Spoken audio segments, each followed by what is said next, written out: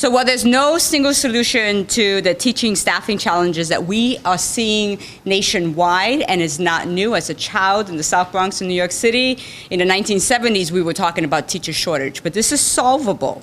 And we have a shortage now in our state, and we must take bold action to help us realize Hawaii's exceptional public education system. Inaction is not an option, and that's why we're here today. The department has made a promise to provide equitable access to quality education to every child in Hawaii.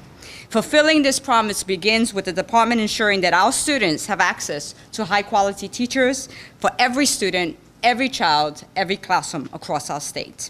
The difficulties in recruiting and retaining qualified teachers for special education, Hawaiian language immersion programs, and our bell system, and hard-to-staff areas has created an equity issue for our students with the highest needs. This is an equity issue, and we need to call it what it is.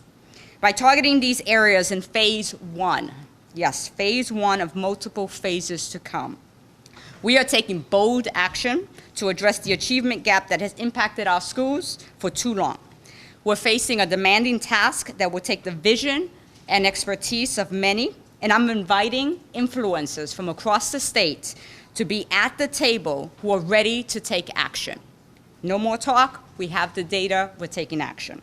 I intend to come back in early 2020, a month away, with a phase two proposal to take to the legislature, because I'm committing to advancing a profession that engages in the most important and noteworthy work, the preparation of our Hamana as our future leaders to ensure a viable and sustainable Hawaii. We use this language all the time. Now we need to take action to ensure that it in fact happens. I'm excited about the department's proposal to increase compensation for teachers in those areas that we've had a tough time filling. You know, we are starting at the top. This is the first step of a comprehensive program that we are looking at to end the teacher shortage. And we are starting with those positions that have been the toughest to staff all across the state.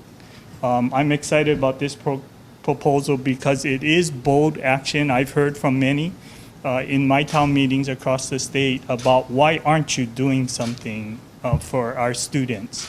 Why aren't you taking action to make sure that we have a qualified teacher in every single classroom all across the state?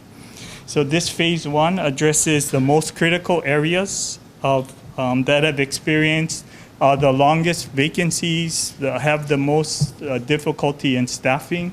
It begins with special needs teachers, our teachers for the students with special needs.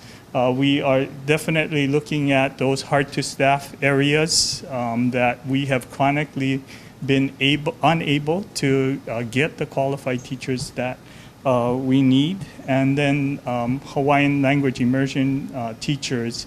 We've seen an explosion of interest in learning in Olelo, Hawaii. And certainly that's resulted in a significant shortage of teachers in that area. And I'm excited with this proposal that will be presented to the board, and the Board of Education will be taking it up at the next meeting. Today is a good day for the Keiki of Hawaii, and trying to fulfill that dream that all of our children, regardless of where they live, what their ethnicity is, what their special needs are, that all of them have access to qualified teachers. HSTA is very aware that this is not going to solve all of our problems, and that we still must find a way to make sure that we give our teachers fair compensation and a professional wage. I personally want to thank Governor Ige. You know, we could have not done this without his leadership. I want to thank Superintendent Kishimoto, Chair Payne. I know this has taken a lot of work to get to this part, and we're very appreciative of the work you've done. This plan, above everything, is about equity. You know, every single day in Hawaii, we have too many children that go to school and do not have access to qualified teachers. Some of our students in our hardest to staff areas, our students with special needs, year after year, go to school every day, and do not have that equal access to those teachers. And that this is something that we're trying to change. What we're doing by doing this is trying to encourage our teachers our most veteran teachers to go into these areas where we have the hardest time to staff, to try to encourage teachers that have maybe a special education background, that have left special education, to return, and to make sure that, Hawaiian immersion, that we not only make sure that the kids currently in Hawaiian immersion, but we can expand this program by making sure that we have more people that are willing to become Hawaiian immersion teachers. But this is also about leading the nation. It's a very good fact that when you adjust for cost of living, teachers in Hawaii have the lowest pay in the nation. But hopefully after the board votes on Thursday to support this, we will actually lead the nation in 3 areas. We will have the highest national board certification bonus in the entire country. We will have the highest special education differential in the entire country. And we will have the highest hardest staff differential in the entire country. It's good not always to be trailing the nation, but to lead the nation. Now, this is just a first step. I know many of my teachers have asked, what are we going to do for other areas to make sure that we retain teachers across the state? And as the superintendent announced, this is only phase 1. We're coming back in January with phase 2 to deal with the many other issues that we need to make sure that we end the chronic teacher shortage crisis in Hawaii, and to make sure that we give all of our keiki the schools they deserve.